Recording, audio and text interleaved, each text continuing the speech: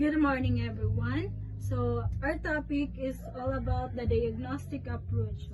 I'm the first reporter. I'm Ms. Florivina Bilango. So, I'm the first reporter of this topic.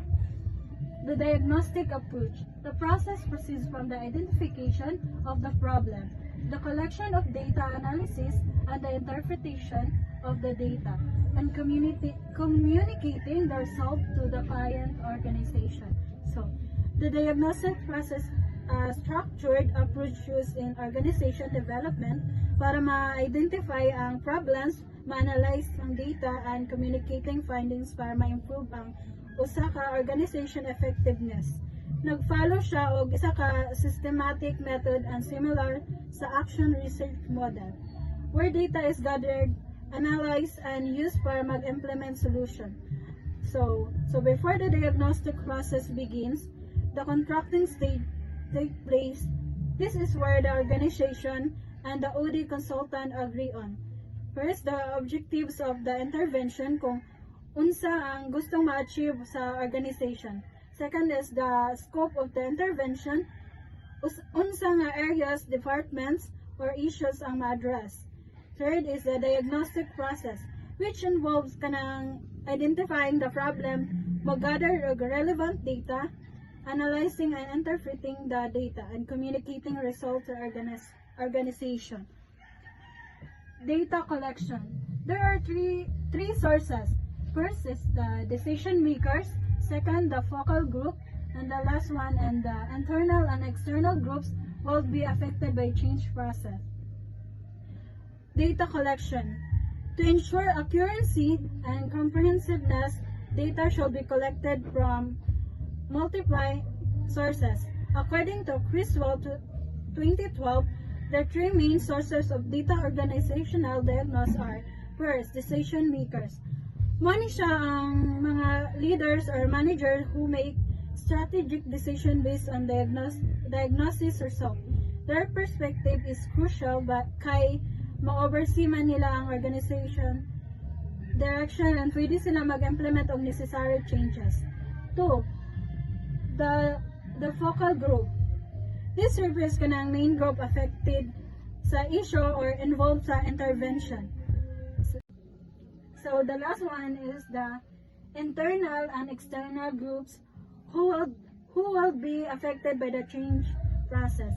This include mga individuals or groups in fact by the problem or its resolution para pariha ng other department within organization, mga clients or customers, then mga suppliers and business partners. So for example, kung asa ka organization kay nagdiagnose og interdepartmental complex, syempre mag-collect na sila data sa mga members sa pikas nga units kung asa ang conflict and other stakeholders nga nag-interact sa ila like mga clients o mga suppliers. This ensures a well-rounded understanding of this issue. So, I am the second reporter of the topic, the diagnostic approach. So, we all can see in the table 5 the data collection methods.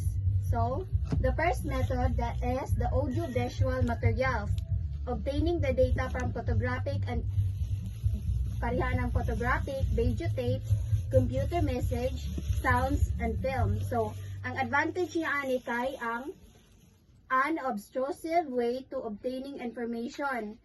Nag-provide siya og way sa mga participant to directly share their reality. So, ang second is ang document. Analyzing document from the organization.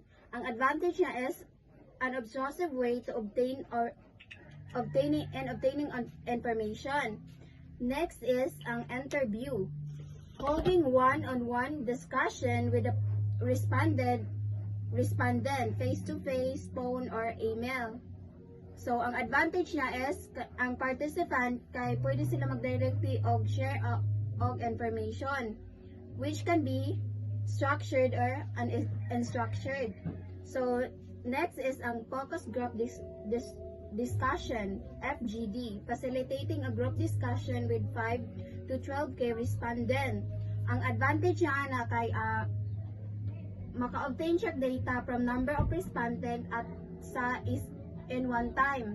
So next is ang observation. Obtaining data on the behavior and activities of individuals. Ang advantage niya ana kay ang information can be obtained as it occurs. Kanang next is survey or quantitative. Obtaining data from a sample of a population. Intention is to generalize result from a sample to a population. So ang advantage niya ana kay nag-provide siya quantitative or numeric description of traits, attitude, or opinion.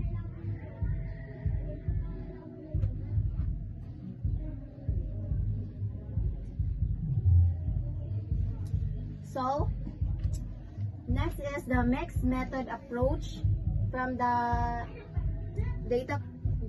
table 5. Data may be gathered in two ways. The concurrent approaches collect quantitative and qualitative data at the same time. So ang concurrent approach kanang gi-collect ani niya ang both types of data at the same time. Example kay a survey with both numerical responses and open-ended question. So next ang sequential research or approach. One type of data ra siya nga gi-gathered first to inform the next step. So ang example ani niya is interviews sa focus group discussion, which is makatabang siya para design a survey, or survey result may be further explained through interviews. So the Tollways Management Corporation case study demonstrate a sequential mixed method. So kanang kuan gigather niya ang qualitative data kay makatabang siya nga ma-improve ang survey design for diagnosing employee engagement. So next is ang indigenous data collection method. So Psikolohiyang Pilipino or Filipino Psychology, nag-promote siya of culturally relevant approach to data collection. Si Rogelia Pipoa na-identify niya ang several Filipino research method nga nag-align sa local communication styles and values. Ang una is ang pagtatanong-tanong is most related to pakikipagkwentuhan or storytelling or informal conversation. Although ang pagtatanong-tanong, there is a conscious effort to obtain answer to a specific question. So ang pagtatanong-tanong kay isa siya ka informal interview method, which is similar sa casual questioning. Related ni siya sa pakikipagkwentuhan or storytelling. This method make respondent feel comfortable, encouraging honest participation. So ang next is ang pagdalaw or visitation. So visiting a research setting para ma-observe ang mga and maka-interact sa participant. For example, ang kanang a researcher visits a rural community to talk to residents about their daily routine. So mangutana siya sa ilang mga daily routine sa isa ka community. So ang next is pakikipanuluyan or residing in the research setting.